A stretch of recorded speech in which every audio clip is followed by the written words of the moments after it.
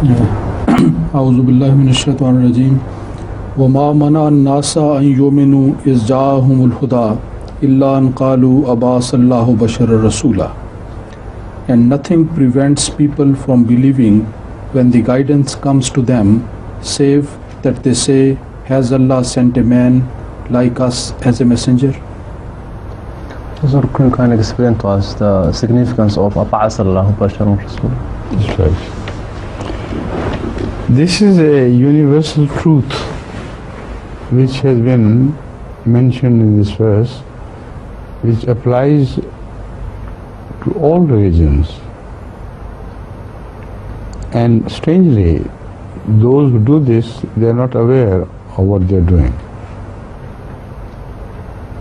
Every time you search the history of a religion, you will find that all the so-called gods which have been elevated to the position presently, as we know them now, according to their own claim, the own claim of the religions, all such religions began with ordinary humans. Call it a Lord Krishna, call him a Lord Krishna, or a Lord Buddha, or a Lord Jesus Christ. When you read their literature, you will invariably find that Lord Buddha was born to a human mother. Lord Krishna was born to a human mother. Lord Jesus Christ was born to a human mother.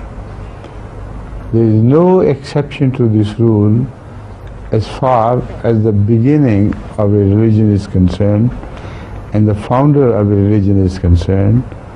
He always appeared as a normal human child through an ordinary human mother.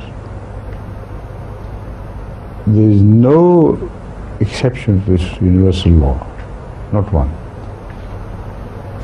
No religion was ever founded by anyone who was witnessed to have descended from heaven in the sight of people. They do not even claim. Yet, when one such prophet of God is born and has returned to our God, later on the same people who rejected him as a human prophet in the beginning began to believe in him later on through the second or third generations. And as they did it, they started elevating his position to that of a superhuman, with the result that they duped themselves. The religious hierarchy deceived them and gave the impression that you and we believe in this so-called man or human only because he is not human. He has supernatural qualities. So they go on attributing to an ordinary human such supernatural qualities that ultimately they are duped by their own beliefs, and they do begin to believe that we have not brought faith, or we have not accepted a human to be our religious, divinely guided leader.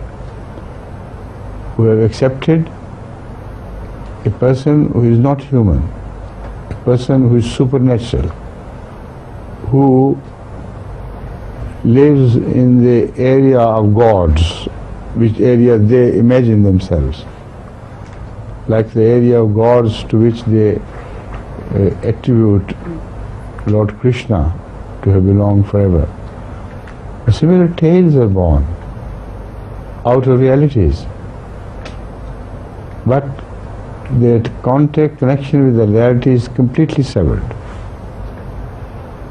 So when again someone is born like the earlier people were born, like their own religious leader was born, from ordinary human mothers, they say, what? Are we expected to believe in a bashar to be our divine leader? Certainly we will not. We defy a bashar from among us to have been appointed by God as our divine leader. All that we believed in the past were supernatural people. So they build their own beliefs against their own realities of history.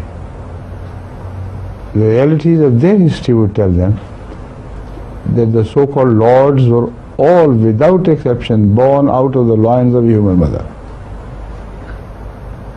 They had never descended. They had always grown from earth. So if you believe in someone who is a non-human prophet, then show us one. Where in the history of religion there came one such prophet who was a non-human prophet.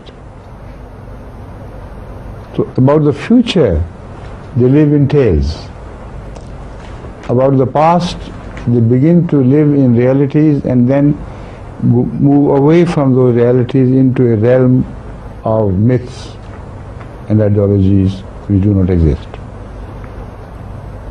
So when they believe in the next advent of a prophet of Allah, they do not believe in it as a prophet's advent. They begin to believe in it as the advent of a supernatural thing which they themselves have created. And such supernatural things never come again. This is which the verse is pointing out. He said, Bashar al-Rasul? How can it be possible? So the Quran raises a question and answers the question there where it raises the question. Because this question is invalid. When put to the touchstone of their own beliefs of their founder's birth, this claim is proved to be false. You understand? And in how many minutes you will be able to? I think between 7 to 10 minutes. Please continue. Yes, sir. So you have finished the answer? Yes, sir. So I think while we wait the return of Hazrat Amir al-Mu'mineen into the studio, let's listen to some of the qasaid composed by Hazrat Masih Maud alayhi salatu wassalam. Normally we listen these in the beginning, but today we are going to listen to that in the middle of the program. سنستغل ما تبقى من لحظات ونستمع سوية إلى إحدى القصائد التي نظمها حضرة أحمد عليه السلام.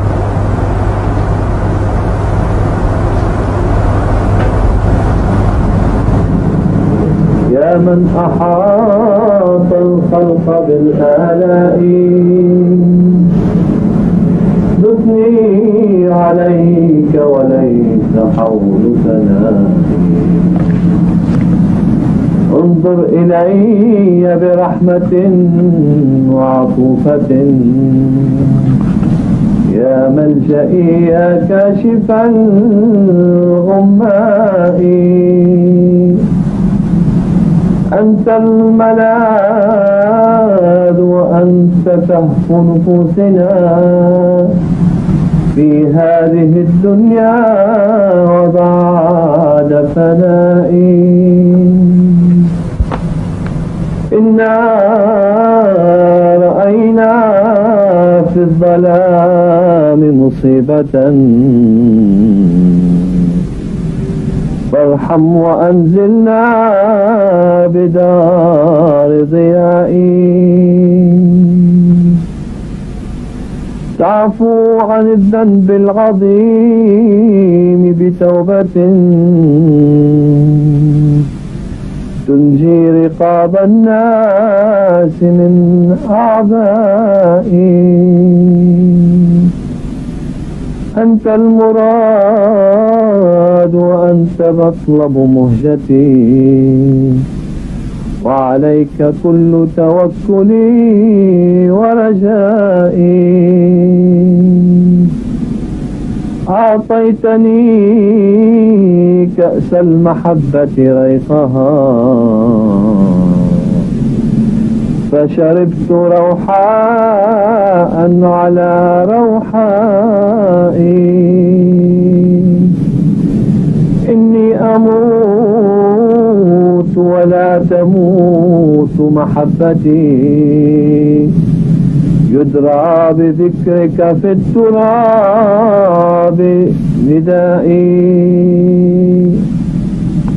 شمس الهدى طلعت لنا من مكة عين الندى نبعت لنا بحرائي